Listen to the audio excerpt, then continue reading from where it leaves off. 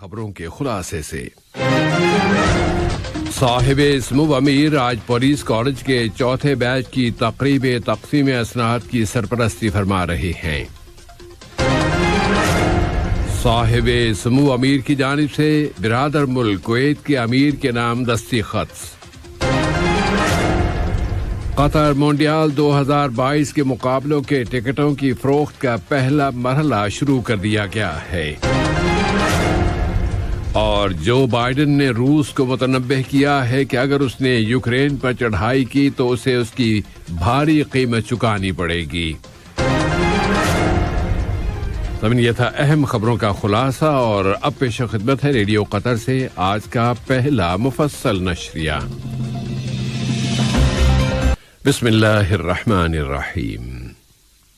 صاحب سمو امیر شیخ تمیم بن حمد آل ثانی آج صبح پولیس کالج سے فارغ التحصیل ہونے والوں کے چوتھے بیچ کی تقریب تقسیم اسناد کی سرپرستی فرما رہے ہیں، اور ان کی یہ سرپرستی اس کالج سے فارغ ہونے والوں کے اکیڈمک سفر اور عملی زندگی کے لیے ان کی حوصلہ افزائی کا باعث ہے۔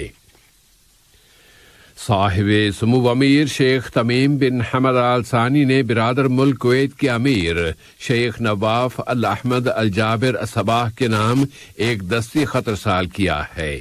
یہ خط دونوں ملکوں کے گہرے برادرانہ تعلقات اور انہیں مزید فروغ دینے کے وسائل سے متعلق ہے۔ نائب وزیر اعظم و وزیر خارجہ شیخ محمد بن عبد الرحمن آل ثانی نے کویت کے ولی عہد شیخ مشعل الاحمد الجابر الصباح کے ساتھ ملاقات میں انہیں یہ خط پہنچایا۔ صاحب سمو امیر شیخ تمیم بن حمد آل ثانی سے برادر ملک جمہوریہ ترکی کی گریٹ نیشنل اسمبلی کے اسپیکر ڈاکٹر مصطفیٰ شنتوب نے ملاقات کی ہے۔ دیوان امیری کی شیخ عبداللہ بن جاسم مجلس میں ہونے والی اس ملاقات میں دونوں ملکوں کے اسٹریٹجک تعلقات و تعاون اور مختلف شعبوں میں انہیں مزید فروغ دینے کے وسائل پر بات چیت کی گئی۔ ملک کی کابینہ نے وزیر اعظم شیخ خالد بن خلیفہ بن عبدالعزیز آل ثانی کی صدارت میں ویڈیو کمیونیکیشن کے ذریعے منعقد کیے گئے اپنے معمول کے اجلاس میں فیصلہ کیا ہے کہ کورونا وائرس کی روک تھام کے لیے احتیاطی اقدامات اور حفاظتی انتظامات پر عمل درآمد جاری رکھا جائے۔ کابینہ نے سبسڈی پانے والی اشیاء کے تعین اور ان کی قیمتوں کی زیادہ سے زیادہ حد مقرر کرنے کے ساتھ ساتھ ان لوگوں کے تعین کا بھی فیصلہ کیا ہے جو اس سبسڈی سے مستفید ہو سکیں گے۔ اسی طرح کابینہ نے مالیاتی منڈیوں کی اتھارٹی میں شکایات کی کمیٹی کے سربراہ اور اس کے ممبران کے ناموں کا بھی فیصلہ کیا ہے۔ کابینہ نے قطر اور جمہوریہ بورونڈی کے درمیان مختلف شعبوں میں متعدد مفاہمتی یادداشتوں کے مسودوں کی بھی منظوری دے دی۔ پھر کابینہ نے عرب وزرائے آبادکاری و تعمیرات کی 38ویں کانفرنس اور آبادکاری و ترقی کے چوتھے وزارتی فورم کے نتائج کا بھی جائزہ لیا ہے۔ مجلس شورا کے اسپیکر جناب حسن بن عبداللہ الغانم نے اور برادر ملک جمہوریہ ترکی کی گریٹ نیشنل اسمبلی کے اسپیکر جناب مصطفیٰ شنتوب کے درمیان ملاقات میں دونوں برادر ملکوں کے درمیان پارلیمانی شعبے میں تعلقات کو مزید فروغ دینے کے وسائل اور پارلیمانی شعبے سے متعلقہ متعدد موضوعات پر بات چیت کی گئی ہے۔ قطر کی مجلس شورا اور ترکی کی گریٹ نیشنل اسمبلی کے درمیان مفاہمتی یادداشت پر دستخط کے موقع پر مجلس شورا کے اسپیکر نے کہا ہے کہ یہ یادداشت دونوں برادر ملکوں کے درمیان قائم پارلیمانی تعلقات کو مزید فروغ دینے کا ذریعہ بنے گی، اور اس سے بین الاقوامی فورمز میں مشترکہ موقفوں میں ہم آہنگی لانے میں بھی مدد ملے گی۔ اب قطر کویت تعلقات کی بات ہو جائے۔ برادر ملک کویت کے وزیر اعظم شیخ صباح خالد الحمد الصباح نے نائب وزیر اعظم و وزیر خارجہ شیخ محمد بن عبد الرحمن آل ثانی کا خیر مقدم کیا ہے اور اس ملاقات میں دونوں برادر ملکوں اور اقوام کے درمیان گہرے برادرانہ تعلقات اور دو طرفہ تعاون پر گفتگو کی گئی ہے۔ نائب وزیر اعظم و وزیر خارجہ نے برادر ملک کویت کے وزیر خارجہ اور وزیر مملکت برائے امور کابینہ ڈاکٹر احمد ناصر المحمد الصباح کے ساتھ بھی ملاقات کی ہے، جس میں دو طرفہ تعلقات و تعاون اور علاقے کے تازہ ترین حالات، پھر علاقائی ڈیولپمنٹ اور مشترکہ عربی عمل کا جائزہ لیا گیا۔ واضح رہے کہ کویت اس وقت عرب لیگ کی کونسل کے موجودہ سیشن کا سربراہ بھی ہے۔ معاون وزیر خارجہ محترمہ لولوا بنت راشد الخاطر سے ومبلڈن کے لارڈ احمد، وزیر مملکت برائے امور دولت مشترکہ و اقوام متحدہ اور برطانوی وزیر اعظم کے خصوصی نمائندے نے ملاقات کی ہے، جو اس وقت ملک کا دورہ کر رہے ہیں۔ ملاقات میں دو طرفہ تعلقات و تعاون، افغانستان کی تازہ ترین صورتحال، قطر، برطانیہ اور افغانستان کی غیر سرکاری تنظیموں کے درمیان تعاون کے وسائل اور افغان سوسائٹی میں افغان خواتین کی فعال شرکت کے موضوع پر بات چیت کی گئی ہے۔ برطانوی وزیر نے افغانستان سے برطانوی شہریوں اور افغان سول باشندوں کے انخلاقی کارروائیوں میں سہولتوں کی فراہمی پر مشتمل قطر کی کوششوں اور اس کے بنیادی کردار پر قطر کا شکریہ ادا کیا ہے۔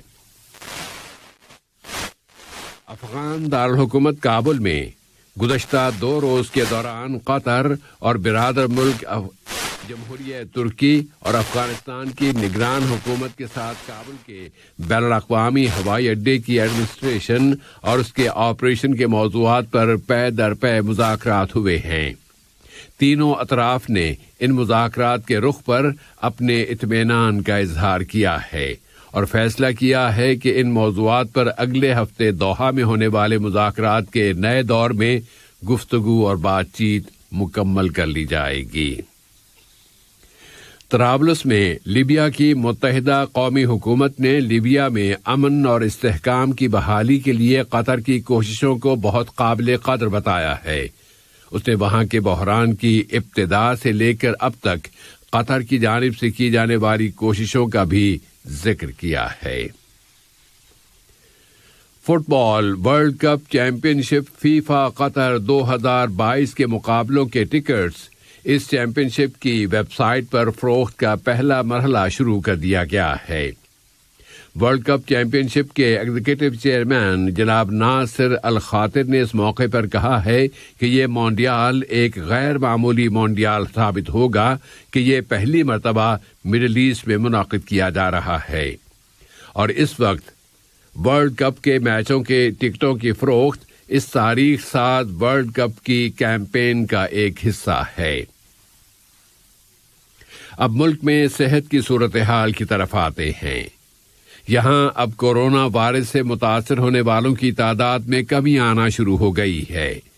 وزارت صحت عامہ نے اپنے تازہ ترین اعداد و شمار میں بتایا ہے کہ یہاں کی سوسائٹی میں کورونا وائرس کے مزید 3,364 کیسز اور مسافروں میں مزید 359 کیسز رجسٹر ہوئے ہیں۔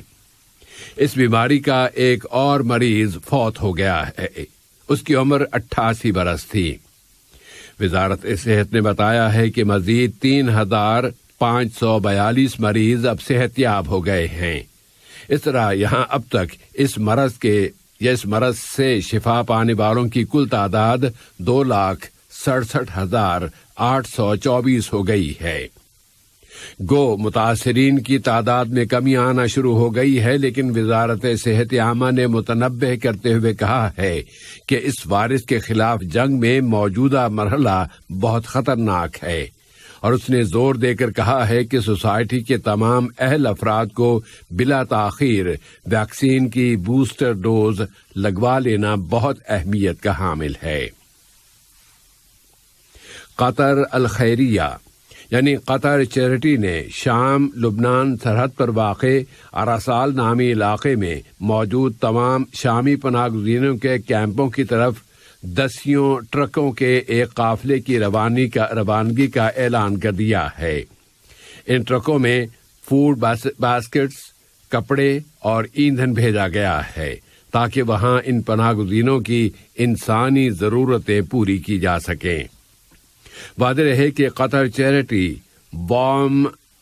وارمنیس اینڈ پیس کے عنوان سے ایک مہم چلا رہی ہے اور یہ امداد اس مہم میں اراسال بچاؤ نامی عنوان کے تحت بھیجی جا رہی ہے۔ یمن سے متعلق خبر یہ ہے کہ یمن کے لیے امریکہ کے ایلچی ٹیموتھی لینڈر کنگ نے خلیجی ملکوں اور برطانیہ کا ایک دورہ شروع کر دیا ہے۔ ان کے اس دورے کا مقصد یمن کے سیاسی عمل کا احیاء اور فوجی شدت کی روک تھام ہے۔ دوسری جانب یمن میں سعودیہ کی قیادت میں کام کرنے والے اتحاد نے اعلان کیا ہے کہ اس نے گزشتہ 24 گھنٹوں کے دوران مأرب گورنری میں حوثیوں کے خلاف 19 آپریشن مکمل کیے ہیں۔ فرانس، جرمنی، اٹلی اور اسپین کے وزرائے خارجہ نے اسرائیلی حکومت سے کہا ہے کہ وہ مقبوضہ مشرقی القدس میں نئے رہائشی یونٹوں کی تعمیر بند کر دے۔ ان چاروں یورپی ملکوں نے کہا ہے کہ اسرائیل نے جو 3,500 نئے رہائشی یونٹوں کی تعمیر کی منظوری دے دی ہے تو وہ 2 ملکوں پر مشتمل حل میں ایک نئی رکاوٹ اور بین الاقوامی قانون کی خلاف ورزی ہے۔ ان چاروں ملکوں نے مشرقی القدس کی شیخ جراح کالونی میں اسرائیلی انتظامیہ کی جانب سے لوگوں کو نکال باہر کرنے اور وہاں کی عمارتوں کو مسمار کر دینے پر بھی اپنی تشویش کا اظہار کیا ہے۔ واشنگٹن نے اس عہد کے بعد کہ اگر روس نے یا روسی فوجوں نے یوکرین کی سرحدیں پار کر لیں تو اس کا تیز رفتار اور فیصلہ کن جواب دیا جائے گا، تو اس عہد کے بعد اب امریکی صدر جو بائیڈن نے کہا ہے کہ اگر روس نے یوکرین پر چڑھائی کی تو اسے اس کی بہت بھاری قیمت چکانی پڑے گی، اور اس قیمت میں جانی نقصان کے ساتھ ساتھ اقتصادی نقصان بھی ہوگا۔ جو بائیڈن نے برسر اقتدار آنے کی پہلی سالگرہ کے موقع پر ایک پریس کانفرنس میں کہا ہے کہ یہ معاملہ روس کے لیے ایک سانحہ بن جائے گا۔ انہوں نے مزید کہا ہے کہ روسی بالآخر فتح پا بھی لیں لیکن ان کے نقصانات بہت بھاری ہوں گے۔ موسم۔ فضائی رصد گاہوں کے ادارے کا خیال ہے کہ آج کا دن یہاں نسبتاً سرد رہے گا اور مختلف مقامات پر بادل بھی چھائیں گے، البتہ کچھ علاقوں میں ہواؤں کی رفتار تیز ہو جائے گی۔ آج دوحہ میں کم سے کم درجہ حرارت 18 ڈگری سینٹی گریڈ رہنے کی توقع ہے۔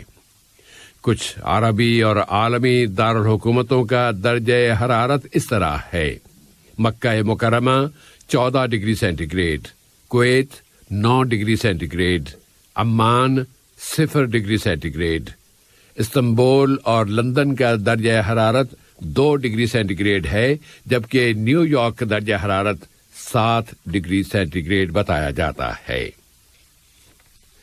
اور کھیلوں کی خبروں میں جنوبی افریقہ کے مقام پال میں جنوبی افریقہ اور بھارت کے درمیان کھیلے گئے پہلے ون ڈے کرکٹ میچ میں ساؤتھ افریقہ نے بھارت کو 31 رن سے شکست دے دی ہے۔ ساؤتھ افریقہ نے ٹاس جیت کر پہلے کھیلتے ہوئے 296 رنز بنائے تھے اور اس کے جواب میں بھارت کی ٹیم 50 اوورز میں 265 رنز پر آؤٹ ہو گئی۔ اہم خبروں کا خلاصہ ایک مرتبہ پھر پیش خدمت ہے۔ صاحب سمو امیر آج پولیس کالج کے چوتھے بیچ کی تقریب تقسیم اسناد کی سرپرستی فرما سے برادر ملک کویت کے امیر کے نام دستی خط۔ قطر مونڈیال 2022 کے مقابلوں کے ٹکٹوں کی فروخت کا پہلا مرحلہ شروع کر دیا گیا ہے۔ اور جو بائیڈن نے روس کو متنبہ کیا ہے کہ اگر اس نے یوکرین پر چڑھائی کی تو اسے اس کی بھاری قیمت چکانی پڑے گی۔ ریڈیو قطر سے آج کا پہلا نشریہ اپنے اختتام کو پہنچا۔ فی امان۔